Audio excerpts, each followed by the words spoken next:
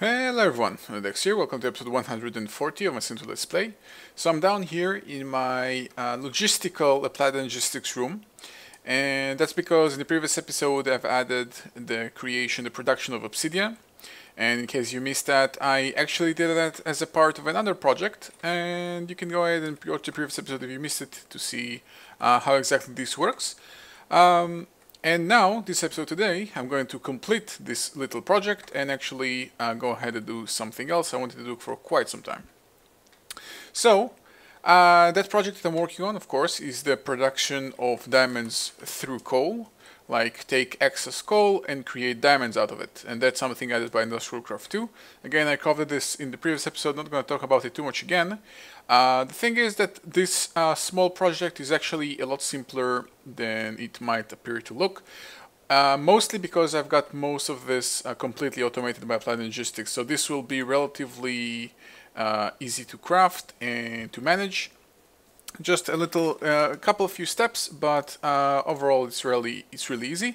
So let's go ahead and get most of the products that you need in order to get this project running. And I'm gonna need some blank patterns to create the recipes. Okay, so the steps are as follows. So the first step is macerate it or pulverize it, doesn't matter, but I'm gonna use a macerator. Coal into coal dust. Now actually I already got this in place because I added the craft of carbon plates a couple of episodes ago. So coal dust is already a part of the crafting system. I can actually get rid of it here. You'll be able to see I can craft it. So that's one step already completed by default. Using coal dust, you basically, on a simple crafting grid, you craft it 8 coal dust and 1 flint gives you the coal ball. So let's add that recipe. So 8 coal dust and 1 flint gives me a coal ball. Take that, encode it, and place it inside, and actually request one. So I got one of those to work with. Actually, I'm going to need 2.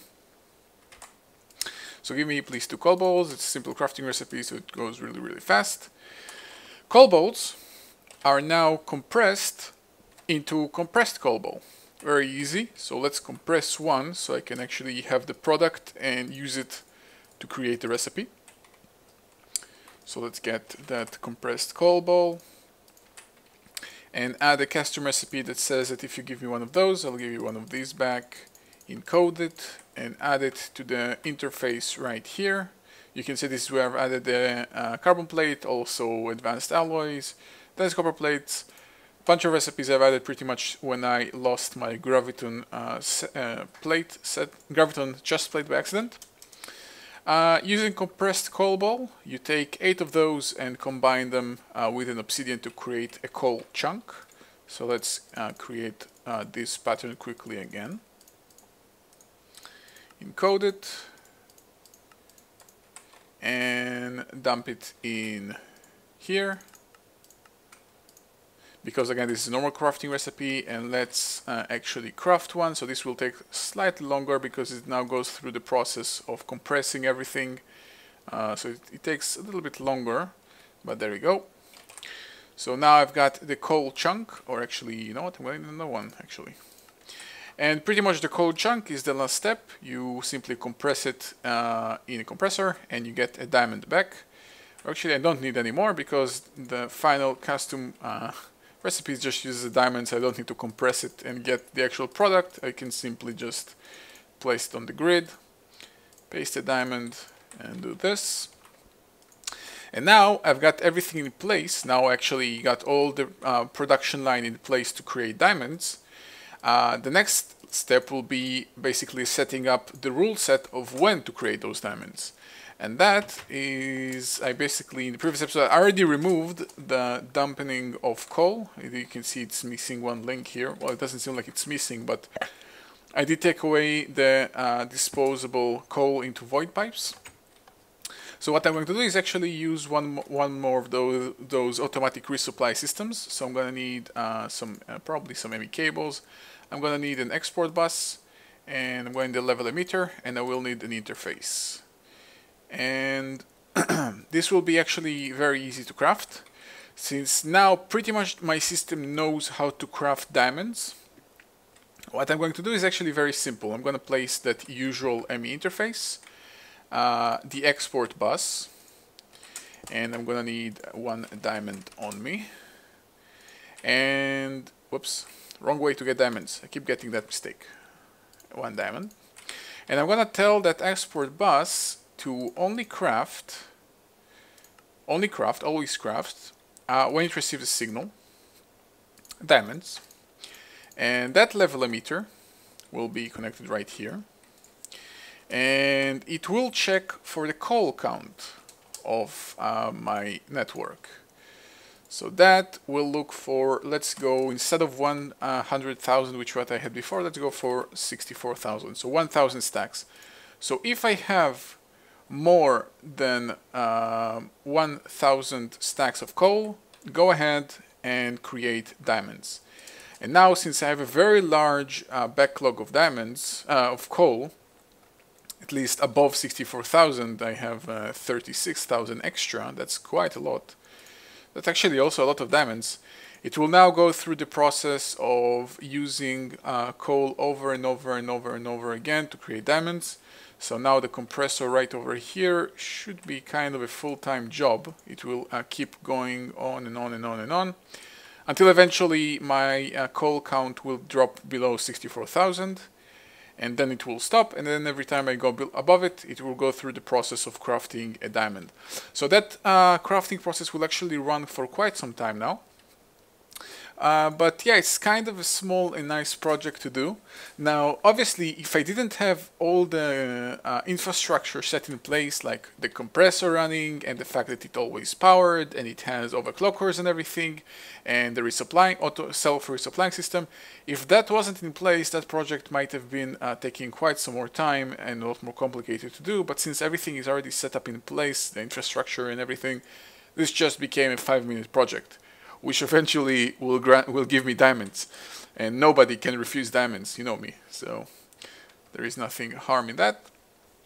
But now my crafting, like the crafting network will always have a diamond in the near future, will always have a diamond running. Of course, when I manually ask for something, it will have a higher priority, but that's kind of the way it's going to work from now on for the near future.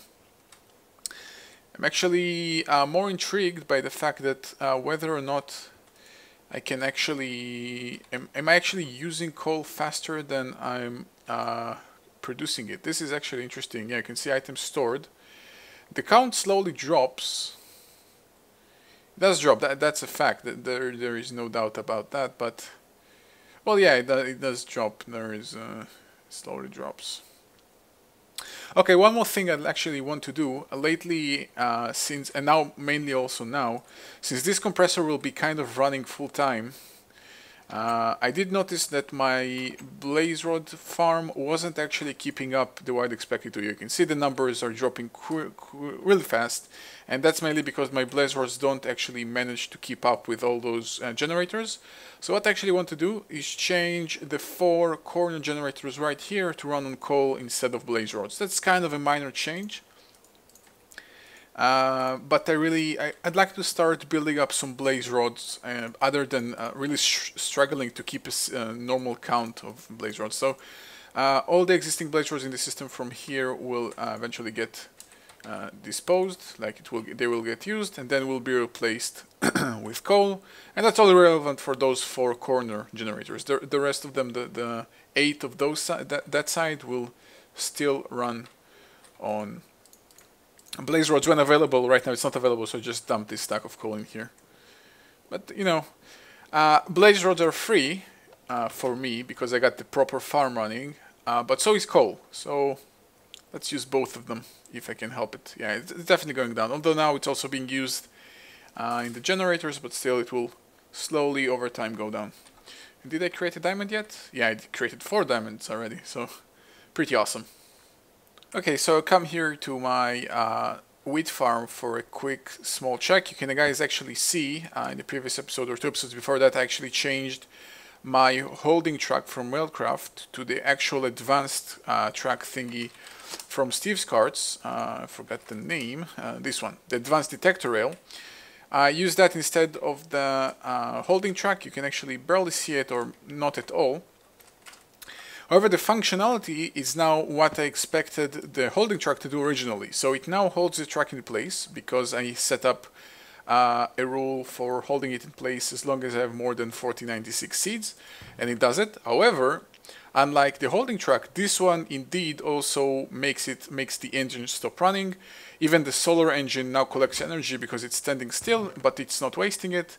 It doesn't try to do anything. It will simply wait and simply hold in place until this counter goes down again for any reason. More specifically, if I'm creating seed oil or anything like that, that counter will go down, and then the cart will keep going yet again. So this is kind of a small change, but you can see it's very useful. It's very It's also logically correct. The previous one didn't work as you would expect it. Let's also have a quick look here. My Gelgodorian drill cart, almost 43%. Not bad. It's still taking its time. However, I'm really happy that I decided to go with the efficiency upgrades. I lowered it from 6 hours to 4. That's kind of a big deal. Okay, so let's go ahead and do what I wanted to do, the small project that I was waiting on for quite some time. This is actually nothing too fancy about it, but I really wanted to do it for the sake of it's a small and fun project, and it actually will be relatively nice. So I'm going to actually make my way to the age where it will be relevant, which is the HV Solar factory age. Now, I made this factory a lot of episodes ago, and it's doing quite a nice job since, and it's actually kind of a nice thing to build, so I'm not going to take it down, don't worry. But I'm going to replace it. And what I want to replace it with is an actual applied energistics crafting system. Mainly because when you use applied energistics, it will always go for it doesn't have any internal buffers, and this is something I kind of specifically want. If I could avoid having all those internal buffers of everything, like I always have to keep a stack of full copper dust before going to craft iron and so on, if I could avoid creating all those internal buffers, it will be really useful, and this is why I want to try and use applied energistics. So the way I'm going to do this, I'm not going to take any of this down. This is going to stay here, mainly for the sake of how long it took me to actually build it. There is no way I'm taking this down now. However, I'm simply going to shut it down by changing the color of this ender chest. So the UU matter, all those pink chests will not receive any more UU matter, basically essentially turning it off, since it does run on UU matter. So let me go ahead and do that, and also start planning on how I actually want to get the applied energistics network working instead. So it will still, as far as the HV solar placement is concerned, it will still be the same. HV solar arrays will pop up in here and then be placed, and the same logic will run again. But it won't come from here anymore, it will come from something else. So I actually am going to get most of what I hope I'm going to need, and I'm going to get started building this. Okay, I actually decided I'm going to go through the process of collecting all the necessary blocks on screen, at least at the moment. We'll see how it goes. Now, the system will mainly be composed of a molecular assembler chamber. And since it's going to be running on that other age, I can't use this one. So I'm going to need to craft a whole new set of those multi-blocks. However, since it's going to have a very specific amount of recipes, and speed is not really the issue, I'm going to go for a minimum size of a molecular assembler thingy. So this one has 8 internal, you can call them brain blocks or logic blocks, I don't know how you want to call them. Basically there is 3 CPUs in here and 5 recipe pages. Total of 8 internal blocks. Now for what I'm going to need, I don't need as many, I just need basically 2 internal blocks. 1 CPU for crafting and 1 recipe block to hold the recipes, and this one page is basically enough. There are a lot of those UU matter into stuff, like UU matter into, I don't know, redstone or all that. There will be a bunch of refining recipes, but they don't go into the molecular assembler, they go into interfaces. And pretty much that's it.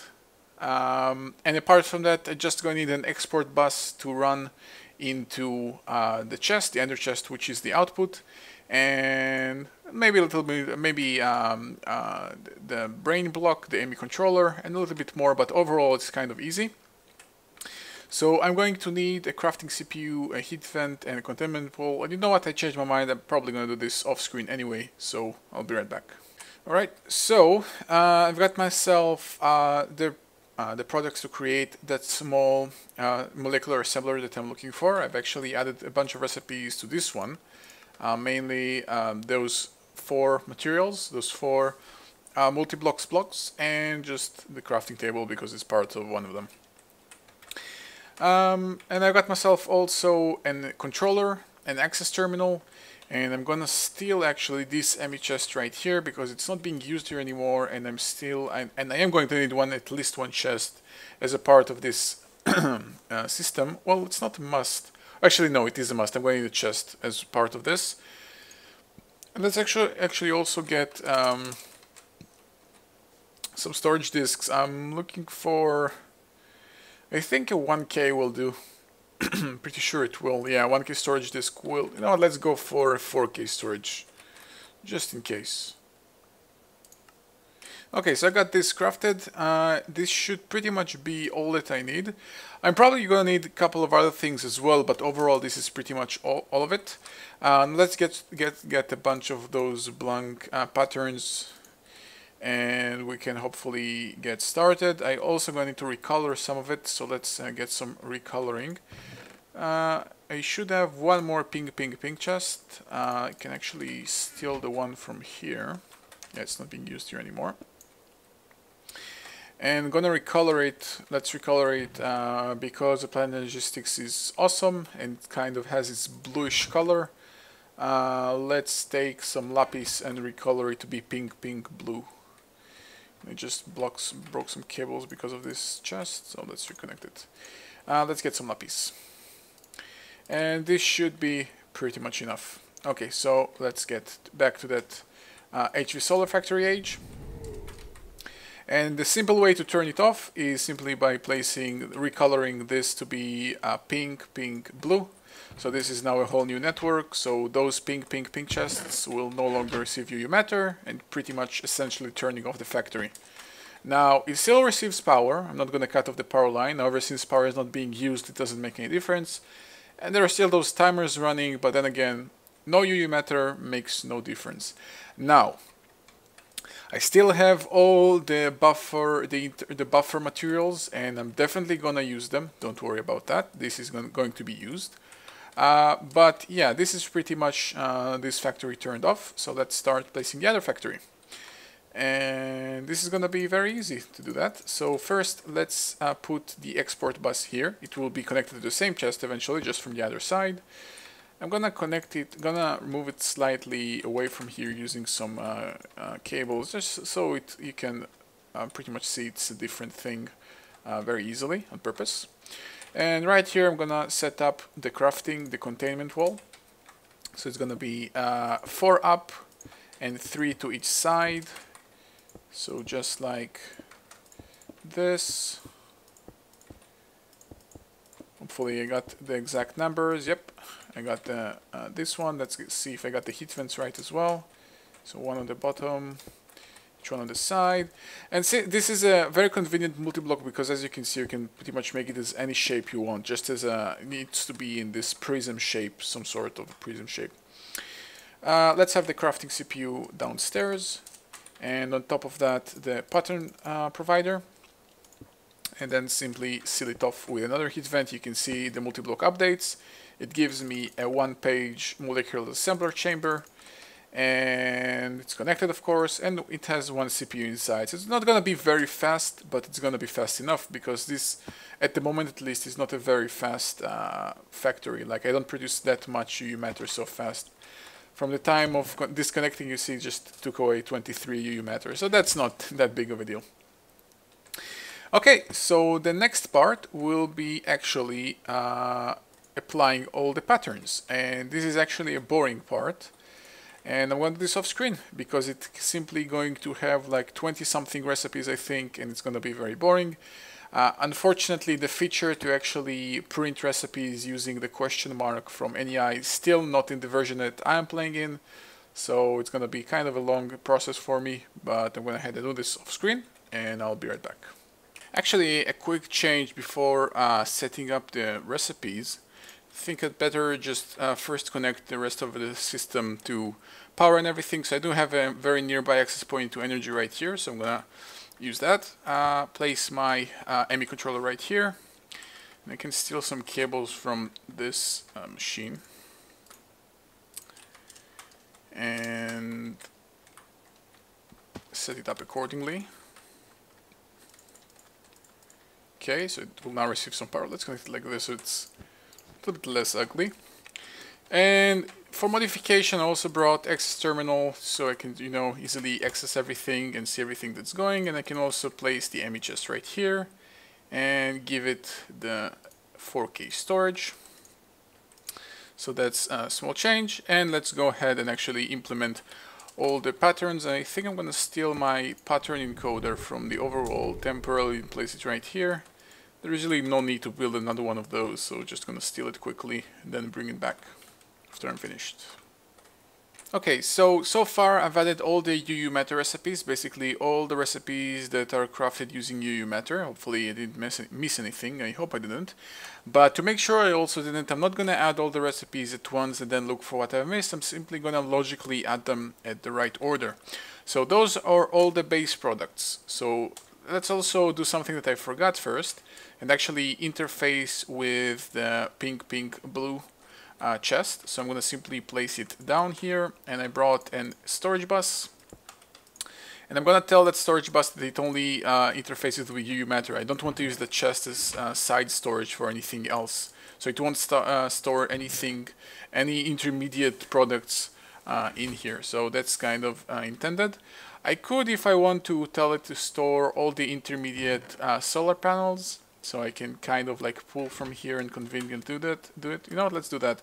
Let's tell that all the intermediate solar panels can also go there, be intentionally stored there. So if I want to do what I've been doing so far, like kind of placing them in between, I can go ahead and do that very simply.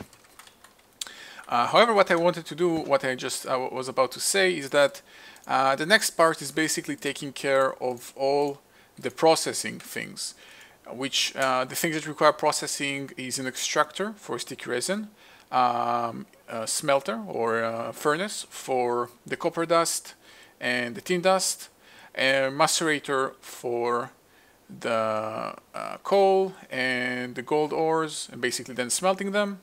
And I think that's pretty much it. So an extractor, a furnace, and a macerator, and you can actually go ahead and see this. They have a macerator here, a furnace here, another furnace here. This will be the extractor. There will be another, I think, macerator here. This should be a macerator. I cannot really access it. And this is also why I'm doing this. I want to change this, all the fact that I'm using all those duplicate machines, like I'm using duplicate of everything pretty much, except for the extractor. I have one extractor, but I have multiple macerators and multiple furnaces, and I want to get rid of that, have one machine of each, and this is why I want to do this project. So let's go ahead and craft one of each machine and also get the required upgrades. Okay, so hopefully I've got the things that I've needed. Worst case, I can just go back. Okay, so again, since I have this very convenient power line here, I'm going to use this as an access point.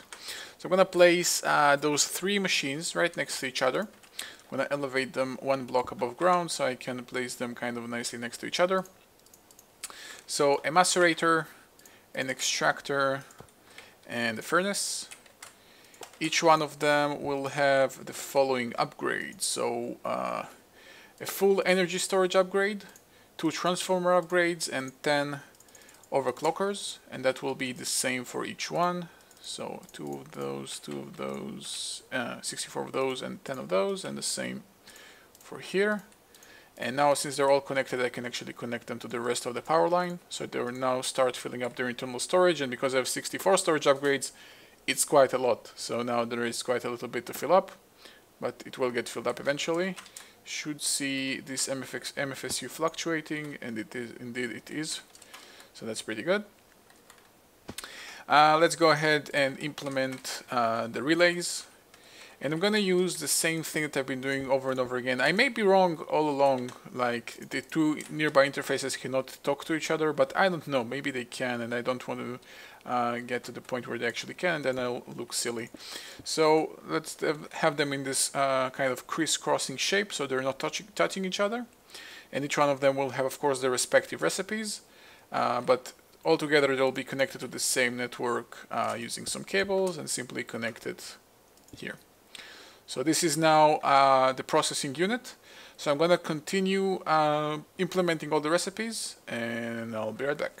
And actually also just realized I forgot the import buses, so quickly going to implement them from the back right here. There shouldn't be any problem with that as far as I'm concerned. And you know what, I can actually be a little bit more conservative with the cables here if I want to.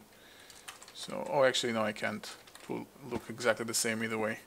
Okay, so I'm going to set them all to be running always active at a stack at a time. Just a quick update.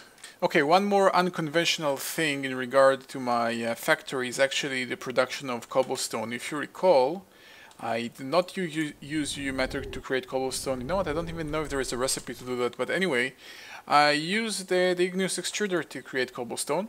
So I'm going to use some trickery to craft it this time as well. Should be relatively easy. I'm going to another storage thingy, storage bus. I will need another igneous extruder, of course. Where did I keep them? I used to have spare some. Okay, I need one igneous extruder. I'm going to need one storage bus. I will need two cans, one of lava and one of water. And actually I can use the ender tanks that I use for the obsidian to steal some. So simply right click and it works like magic. And I think that's pretty much it. That's all I need. Again, igneous extruder, as I've remembered in the previous episode, don't actually need any buildcraft energy connected to them. So that's actually very convenient here in that specific place. Very easily, let's connect them. Let's actually connect them directly here. So I'm going to have the igneous extruder connected like this. Let's first disable all the entry points so I'm not confused with anything. Okay, it will always be on. It will create cobblestone. It will consume this lava and water, and we'll start using cobblestone. And from the back port, I'm gonna trigger it as this universal thingy, universal port, whatever you want to call it. And connect the storage bus here and basically tell that storage bus it should recognize it. Wait, what? Oh wait, it's fine. And yeah, you can see that cobblestone started to grow here. I'm actually just going to make sure that this universal bus, this storage bus knows that it only interfaces with cobblestone from this entry point. And this is pretty much set up as well. So this is also the unconventional thingy, and I pretty much finished, I'm pretty sure I finished incorporating all the processing recipes. So I got the extraction of rubber, I've got all the smelting recipes, so that's copper, iron, refined iron, gold, and tin. And I've got all the maceration recipes, which are basically only iron and gold. And by the way, gold I did not implement here because I was lazy, but I'm going to implement it here because it's simple. And coal. So that's, I think, pretty much covers all the processing recipes. Now it's still this thing right here, this small system that I placed here that keeps my overworld Planet Logistics network supplied with copper cables and circuits. It's going to be changed, don't worry. The same idea will still remain, however it will be changed. I will look into it whenever I get to it, but it will be changed, don't worry. That's not going to be forgotten. And I'm going to quickly making sure that indeed I've got everything, all the processing recipes taken care of. I don't think I missed anything. I think the only remaining recipes are all the actual crafting recipes, which are the big bulk of things to do and change. But I'm pretty sure that's all taken care of. Yep. So I'm gonna go ahead and add all those recipes. 8 blank patterns won't cut it. I'm going to get some more, but yeah, I'm gonna quickly go ahead and do this, and I'll be right back. Okay, so I'm just about to implement the last recipe for the entire thing, which is the actual glorious HV solar array, which is this recipe, the high voltage solar array recipe, which now marks the last recipe in the chain.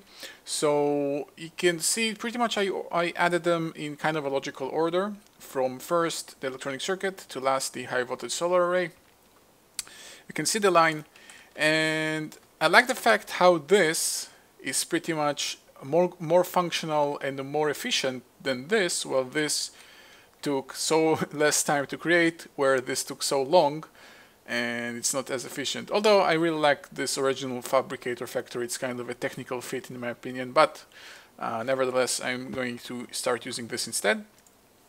So now I can start crafting the high voltage solar array. Since this is now working, I'm actually, I don't know if I have enough materials to craft one right now. So I'm not gonna even try doing that, but I will steal one of those temporarily from here and place it in this export bus and tell that to be only crafting, always craft, don't try anything else, and always active. So now actually I don't have a crafting monitor here, and maybe it will be a good idea to get one. It will be a nice thing to look at all the time.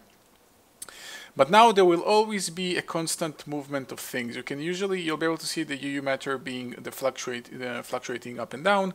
There will always be a constant movement of everything, and it will always run pretty much. Now, since I really I'm not a big fan of all the internal buffers, I'm actually going to go ahead and empty all of them into this system. So it's going to get a small kick, like it's going to have a small boost of all those products. It's going to probably create some solar arrays relatively fast.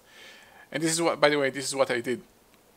By making this storage bus, I realized that it can store solar panels here as well. All the intermediate solar panels will be stored here, so it's very conveniently I can come here and take them away from here and place them manually the way I like to do. So let's quickly move all the internal buffers into the actual planetary logistics system. Okay, so I think I moved everything. You can actually see the ridiculous numbers of some of those things. For example, for an HV solar array, I only need one HV transformer, and you can see that, for example, I don't know, like iron is so precious, but because of the internal buffers of my original farm was working, I had so many HV transformers, and that all that UU matter could have been invested into something more precious such as iron and get everything moving faster. So this is kind of the, the jaw-dropping fact about my original factory. Even though it was working and it was quite, I think, a nice technical fit, it still was so inefficient because all of those backlog of internal buffers and everything, and that is pretty much wiped clean with this new factory. Alright, so there is still a couple of things I'd like to do. However, since I'm pretty much out of time, and this is episode 140, meaning 10th episode, this is a working state, so I'm gonna keep it at the current state. I'm gonna leave it as is for the time being. In the next episode I'm gonna finish up all those tiny little touches that I wanna still add here, and also of course take care of the automatic resupply of my overworld system with copper cables and all that good stuff that I was having in the original factory. So for the time being, I'm gonna leave you guys with this. This is again a fully working HV solar array factory. A lot more, I don't want to say efficient, because the original was also efficient basically. I mean, you weren't wasting any materials, it's still the same efficiency, it's just it's working smarter because it doesn't keep backlogs of anything. Now obviously it still have all those backlogs, but it won't use any UU matter to create any more of them while they're here. So it's kind of a convenient thing. And of course the applied and logistics crafting network always craft only the next step in line. It always think one step forward, so it will pull things as necessary instead of crafting them new. Anyway, so yeah, I'm gonna upload these guys, the world for you at the current state. You can guys find it in the description below. So as always, thank you guys for watching, and I'll see you guys next time. Oh, and by the way, if you're still watching, just a quick side note, I did get a lot of complaints from you guys saying that you guys tried to download my save file, but your game barely runs. With all the optimizations that I made to all my farms, that should actually improve your performance. Mainly my Wither Skeleton farm. Most of those farms turned off actually helps quite a bit. So just a quick side note if you're still here.